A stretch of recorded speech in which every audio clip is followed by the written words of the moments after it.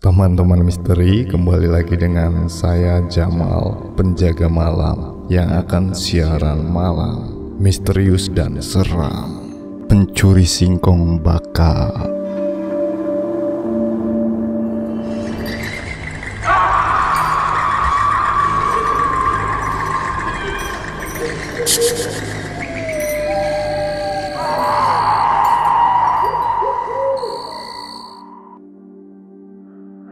Tak seperti biasanya, hari itu pagi-pagi sekali Mas Tommy dan Mas Yudi nampak sudah standby di pos kamling.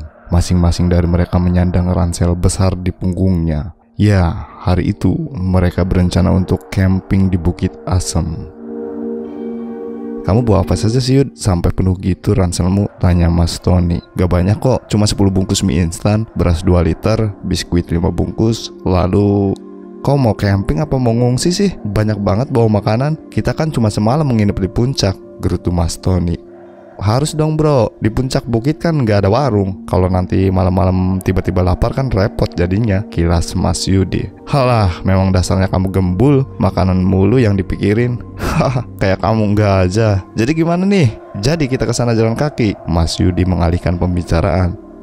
"Jadi dong, hari ini kita jadi petualang sejati bro. Jalan kaki sambil menikmati pemandangan alam gitu," jawab Mas Tommy. "Ya udah kalau begitu, ayo berangkat. Mumpung masih pagi dan belum panas." Keduanya pun lantas berjalan pelan-pelan meninggalkan desa Kedung Jati dengan langkah penuh semangat. Ini bukan pertama kalinya mereka pergi ke Bukit Asem, tapi ini pertama kalinya mereka berencana untuk menginap di puncak. Biasanya kalau ke bukit itu, mereka cuma berangkat pagi dan pulang pada sore harinya. Tak heran kalau semangat mereka hari itu terlihat agak berlebihan. Desa demi desa telah mereka lalui, sungai demi sungai mereka seberangi. Area persawahan dan hamparan ladang yang menghijau menjadi pemandangan yang memanjakan mata di sepanjang perjalanan mereka. Hingga setelah hampir 3 jam mereka berjalan, tibalah mereka di hamparan ladang singkong di kaki bukit itu. Keduanya beristirahat sejenak untuk sekedar melepas lelah dan mengumpulkan tenaga sebelum menanjak ke puncak. Bukit Asem memang bukanlah bukit yang biasa didaki, jadi tak ada jalur yang resmi untuk menuju ke puncak. Jadi bisa dibayangkan betapa susahnya jalan untuk mendaki ke puncak, meski bukit itu sebenarnya tak terlalu tinggi. Melihat suburnya tanaman singkong di ladang itu, timbul niat iseng Mas Yudi. Tanpa merasa berdosa, pemuda itu mencabut beberapa batang singkong dan memasukkan umbi-umbinya ke dalam ransel. "Edan kamu Yud, sempat-sempatnya nyolong singkong, padahal ranselmu sudah penuh makanan gitu," ujar Mas Tony. "Hah, dah apa-apalah, cuma singkong ini. Lagian kan seru, nanti di puncak malam-malam bakar singkong sambil gitaran," gelak Mas Yudi sambil membereskan ranselnya. "Kita jalan lagi yuk, keburu kesorean nanti sampai di puncak." Keduanya pun segera berjalan kembali mendaki bukit kecil itu. Bukit padas dengan lereng yang terjal itu bukan masalah buat mereka berdua. Hingga sebelum tengah hari, mereka pun telah sampai di puncak. Keduanya lalu sibuk mendirikan tenda dan menyiapkan makan siang. Dilanjutkan dengan menjelajah hutan pinus dan kayu putih yang menghampar luas di punggung bukit itu. Hingga tanpa sadar, sore pun menjelang dan siang berganti malam. Udara dingin mulai menyapa keduanya. Api unggun segera dinyalakan sambil menjerang air untuk menyeduh kopi dan memasak mie instan. Mas Yudi mulai memetik gitarnya sambil bernyanyi tak jelas. Yud, singkongmu tadi mana?" seru Mas Tony. "Oh iya lupa, masih di ransel. Sebentar aku ambil dulu." Mas Yudi meletakkan gitarnya lalu masuk ke dalam tenda. Tak lama pemuda itu kembali keluar sambil membawa 7 buah umbi singkong yang lumayan besar-besar. "Nih," Mas Yudi melemparkan singkong-singkong itu ke samping Mas Tony yang sedang sibuk menambahkan kayu bakar ke dalam api unggun. "Banyak amat Yud." Mas Tony memilih-milih singkong itu. "Jangan dibakar semua dong, sisain buat nanti malam juga," ujar Mas Yudi sambil kembali memetik gitarnya. Sementara Mas Tony memasukkan 2 buah umbi singkong ke dalam api unggun. "Kopinya mana Yud?" kata Mas Tony lagi sambil mengangkat ceret dari atas tungku. "Ya ampun, lupa aku, masih di ransel juga." Kembali Mas Yudi meletakkan gitarnya dan masuk ke dalam tenda. "Sekalian sama cangkirnya Yud, tar lupa lagi," teriak Mas Tony dari luar tenda. Beres, ujar Mas Yudi yang telah kembali keluar dari dalam tenda sambil menenteng 2 cangkir dan kopi sasetan. Nih, kamu seduh sekalian, aku mau kencing dulu. Mas Tony meletakkan teko yang dipegangnya, lalu bangkit dan berjalan ke belakang tenda.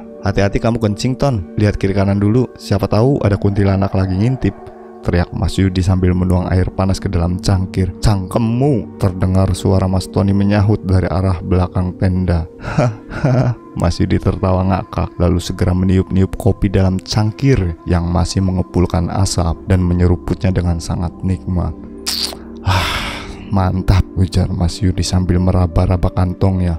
Loh, rokokku asam Ki, ketinggalan di ransel lagi. Sambil menggerutu, Mas Yudi terpaksa harus kembali ke dalam tenda untuk mengambil rokoknya. Di mana sih? Masih terdengar Mas Yudi menggumam sambil mengacak-acak isi ranselnya. Nah, ketemu juga akhir. Weh, jangan iseng deh, Ton. Mas Yudi sempat terjingkat kaget saat tenda yang terbuat dari terpal itu tiba-tiba bergoyang-goyang. Pikirannya pasti Mas Tony yang sedang mengisenginya. Ton, teriak Mas Yudi lagi saat tak mendapat jawaban dari Mas Tony. Awas kamu kalau macam-macam. Mas Yudi segera keluar dari tenda. Ton, kamu ngapain ya?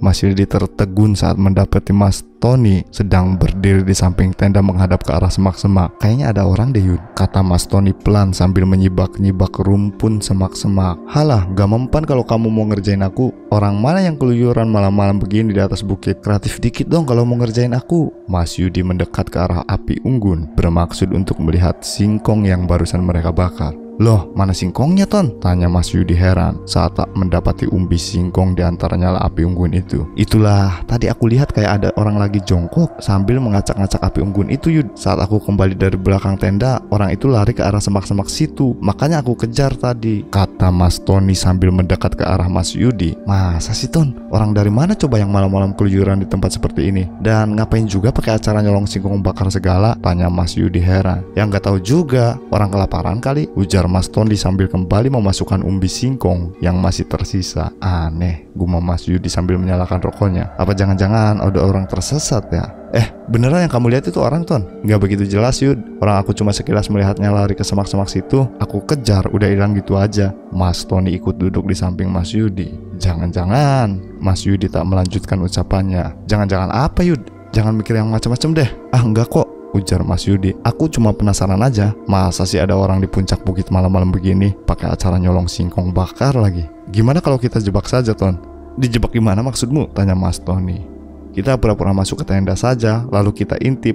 Siapa tahu tuh orang baik lagi, bisik Mas Yudi. Ide bagus, Yud. Ya udah, ayo kita pura-pura masuk ke tenda. Mas Tony ikut berbisik. Keduanya pun segera masuk ke dalam tenda, lalu mengintai dari dalam.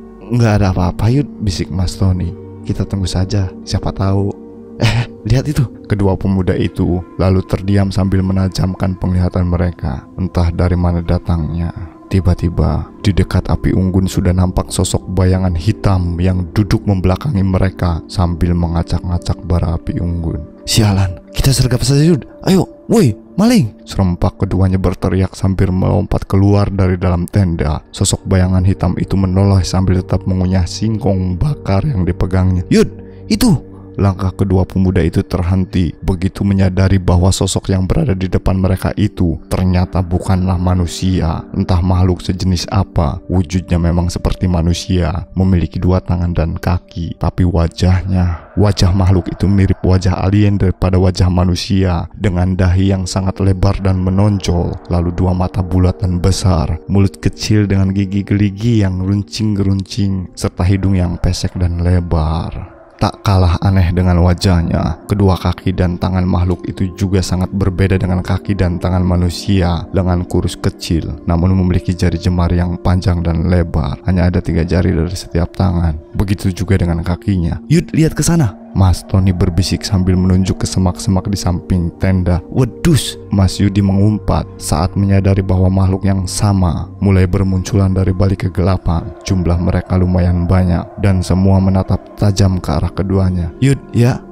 Dalam hitungan ketiga, kabur! Seperti di komando, kedua pemuda itu lari tunggang langgang menuruni lereng bukit, meninggalkan tenda berikut semua barang-barang bawaan mereka. Beberapa kali keduanya jatuh bergulingan karena tak bisa memperhatikan jalan akibat gelapnya malam. Sesekali mereka masih sempat menengok ke belakang, memperhatikan makhluk aneh yang berjalan terseok-seok mengikuti mereka. Keesokan harinya, kedua pemuda itu diketemukan pingsan di tengah-tengah ladang singkong oleh beberapa orang petani yang hendak pergi ke ladang. Kondisi keduanya sangat mengenaskan. Tubuh mereka penuh luka lecet dan lebam, mungkin akibat terjatuh dan tergores bebatuan. Keduanya pun segera dibawa ke rumah salah seorang warga yang tinggal di kaki bukit, dan setelah diobati ala kadarnya dan diberi makan, keduanya lalu menceritakan pengalaman yang mereka alami semalam. Walah, pantesan saja sampean berdua membakar singkong tuh di atas bukit, kata salah seorang warga begitu mendengar cerita dari Mas Tony dan Mas Yudi.